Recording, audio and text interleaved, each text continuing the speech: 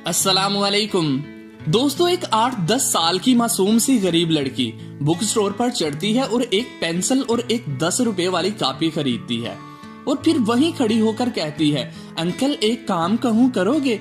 जी बेटा बोलो, क्या काम है? अंकल वो कलर पेंसिल का पैकेट कितने का है? मुझे चाहिए।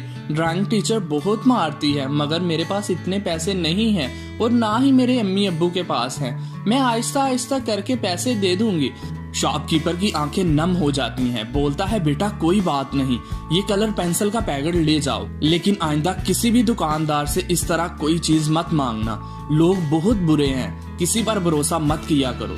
जी अंकल बहुत बहुत शुक्रिया, मैं आपके पैसे जल्द दे दूंगी। और बच्ची चली जाती है।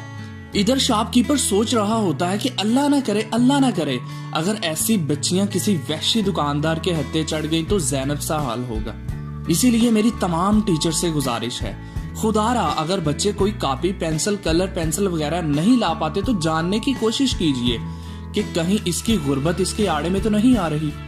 और हो सके तो ऐसे मासूम बच्चों और बच्चियों की तालीम के अखराजात टीचर हजरात मिलकर उठा लिया करें। यकीन जाने आपकी हजारों तनख्वाहों में से चंद 100 रुपए किसी की जिंदगी ना सिर्फ बचा सकते हैं बल्कि संवार भी सकते हैं।